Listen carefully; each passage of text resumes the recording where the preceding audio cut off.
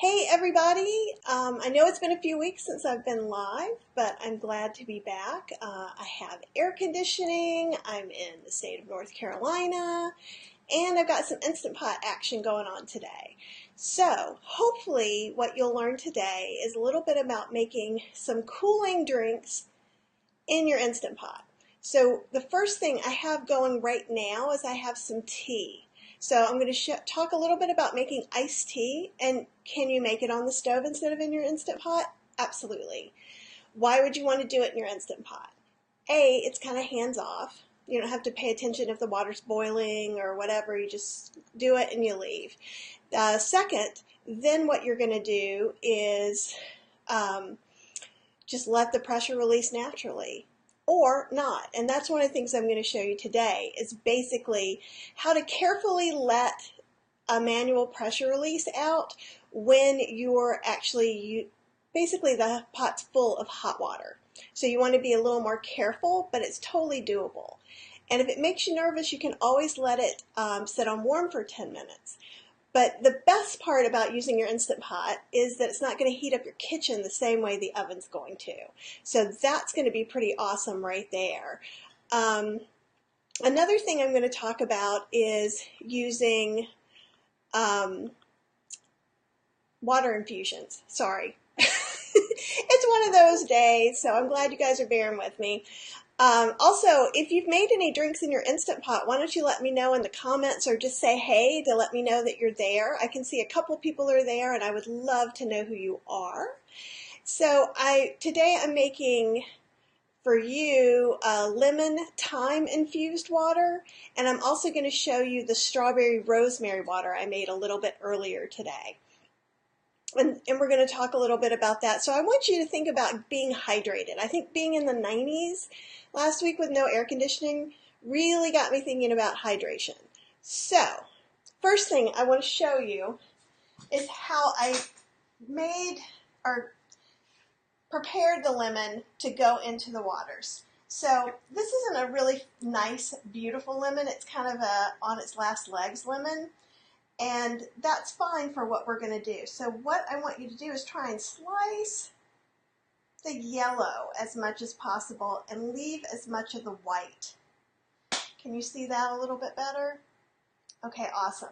So I got a little extra there. I can go through and hold it and get it off that way.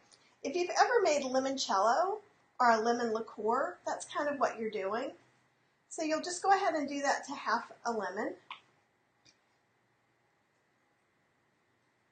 And you could do this with any citrus fruit.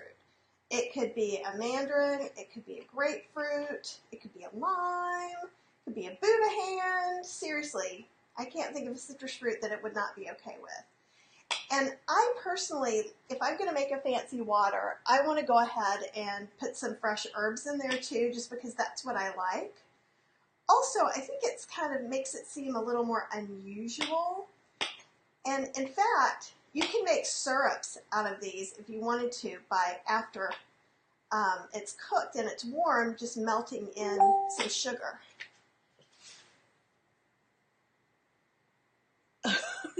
Somebody just texted me to let me know that there was something exciting. So the next thing we're going to do is I just want to get this pulpy goodness of the lemon. So basically, I'm just going to try and cut it out from around. So the white we're just leaving alone. It's going to go into our compost pile. Right? So we're looking at that. You can take the seeds out or not. The main thing is that you are going to strain this afterwards anyhow. So that's all that really matters. Now for the thyme that I used, I actually just got some at the store. And it works fine. I probably used about half a package. And know with these packages, like see how big this one is? Actually, there was a whole section that was just in half. You don't need to separate this out or anything. You can just put a little handful. Now, I'm going to be putting up a recipe with an exact amount pretty soon. But the main important thing to know is I used about half a lemon and probably like a little handful of thyme. And I cooked this earlier, so that you can kind of see what it looks like, because it doesn't look beautiful. So this time I actually used a steamer so that everything could just strain right out.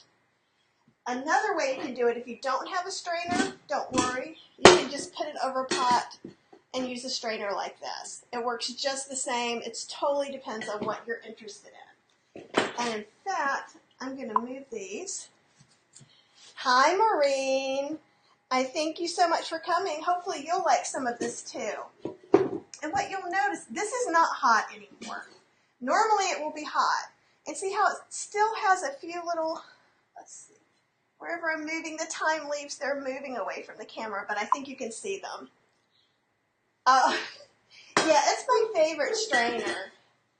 So I'm actually going to take the risk and strain it just to go ahead and get those little bitty teeny tiny thyme leaves out. You can do that or not. See, there's really not that much. So that's easy peasy. So what you have now, and we can go ahead and put that in a pitcher. And it'll have just a tinge of the lemon color, which is really nice. And I like to use fancy pitchers when I serve them. You could also do something like put a sprig of thyme in it, anything like that. So I'm going to talk about this one. So we did this one exactly the same, only I used about, so for here I used half a lemon and a little bit of thyme. While it was still hot, after the pressure released, that's when we would add sugar if we were making it into a syrup. Right now, we're totally not making a syrup. We're just making flavored water. And I'm going to show you a couple of ways to use the flavored water, even if you choose not to sweeten it. So don't panic. And what you're hearing is the tea that I have going saying, hey, I brewed for 5 minutes. So we're going to look at that in just a second, too. I'm so glad that timing worked out well. So if you taste some of this, it's going to taste surprisingly like those super fancy, expensive dry sodas, which I never understand how dry sodas cost so much more because they have less ingredients. Okay, so you could drink it just like this. What kind of sugar would I use? Right now I'm using no sugar at all, but you really could sweeten it with anything that's your favorite. You could use stevia. You could use just a raw sugar. You could even use an agave, really anything you want. Okay, so with this water, you get a little hint of the strawberry at the front. It's almost like the more tart part of the strawberry, and it finishes with a little bit of that rosemary. So it's almost like a cocktail without a cocktail being in it, right? So you could throw a little gin in there. Or you could just put a little sparkling water. And now you have your own super fancy dry soda, right? Yeah, I could have put a little bit more. There's just a little bit of fizz in here now. You could fizz it to make it up to your taste. And that's one way you can do it. So another way is you can make a mocktail. And I'm all about the mocktails. So I'm going to use the lemon water. And so I'm going to put about half to 2/3 of that. I'm also going to then put some bitters. And I have some Scrappy's orange bitters. And bitters are just really yummy. They're used in cocktails, and unfortunately a lot of people who don't imbibe don't always use bitters. It's got some alcohol, but it's more of like the alcohol that is also in vanilla. Oh wow. So let me give this a little bit of fizz too. And you don't have to fizz these at all.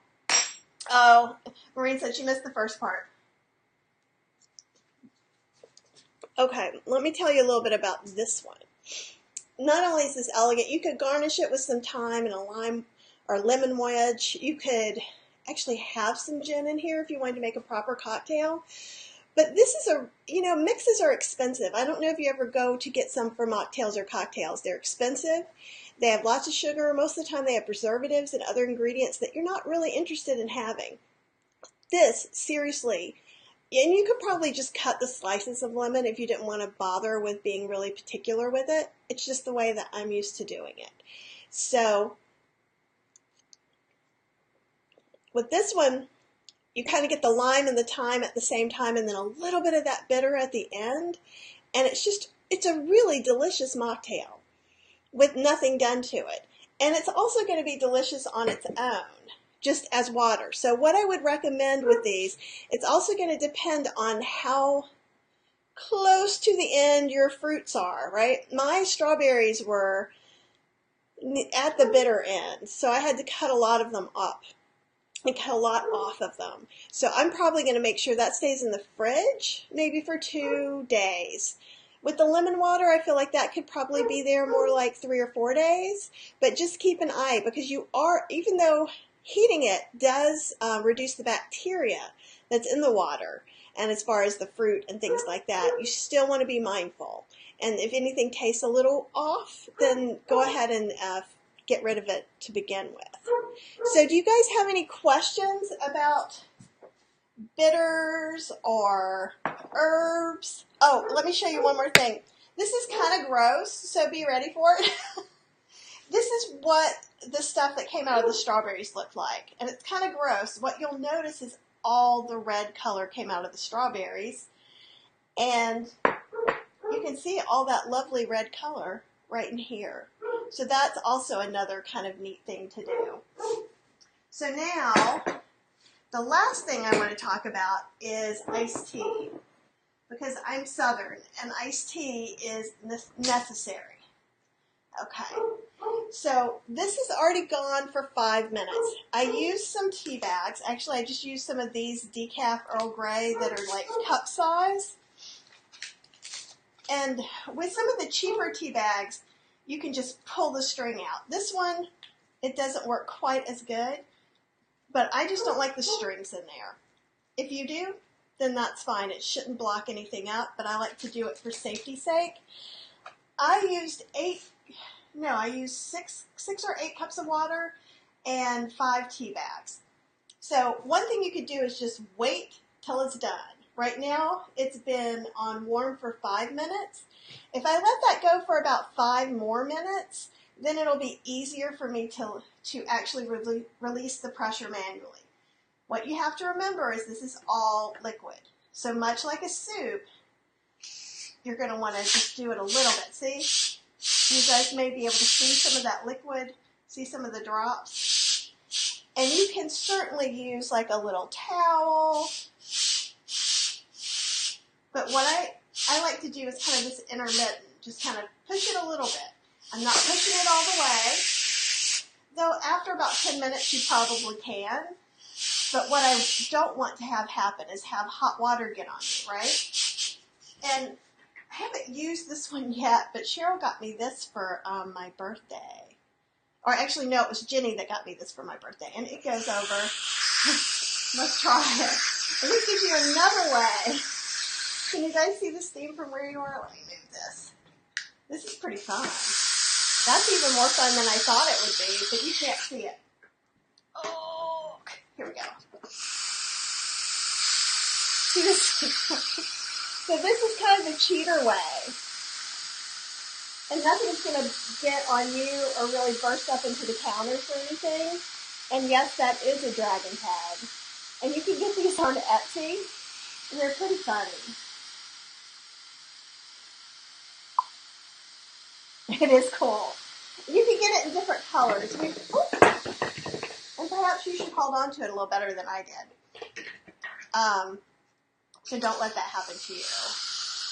I'm not scared. Also, it's pretty much done. Now, see, I can have it all the way over here. Yes, it was an awesome gift from Jenny. And I'm sorry, Jenny, that I said it was Cheryl to begin with. But, yeah, I just want to go, rah, rah. Yes, it's that kind of day. So it takes a while for the pressure to go down still, even though nothing's coming out. We just have to wait till the bitter end for this. And much like the waters that we talked about, while it's still hot, is the best time to sweeten it if you're going to drink sweet tea. Now, where we are, you use cane sugar, where depending on what you do, you might use agave, maple syrup, stevia, or just drink it plain. If you are trying to transfer from drinking sweet tea to drinking unsweet tea, my recommendation is to use something flavored like an Earl Grey tea, a mango tea, really just anything with a little bit of flavor. Peach tea, I find that that makes it much easier. Okay, so our little guy's dropped, so we know it's safe to open it up. And these tea bags let out some of the not grinds, tea leaves. Jeez.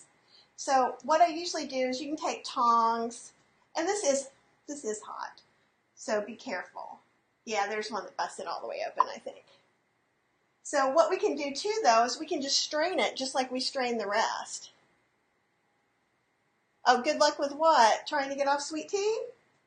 Or trying to get people to drink sweet tea? Okay. And this is the first time, of course, usually I use Lipton or Tetley bags. Honestly, it would appear that you can just go ahead and throw the grinds in there as well. I'm going to rinse my strainer, and I'll be right back.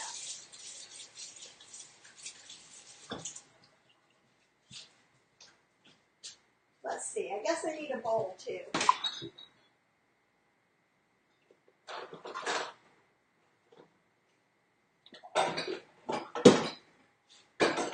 Alright, so see, even the emergency way of doing this is, now this could be hot.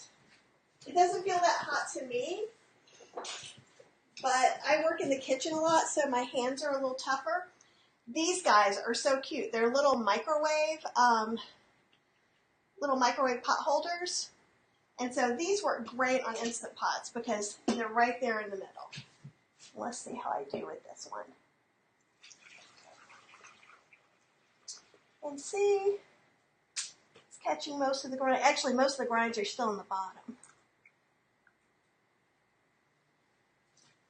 So, let's see.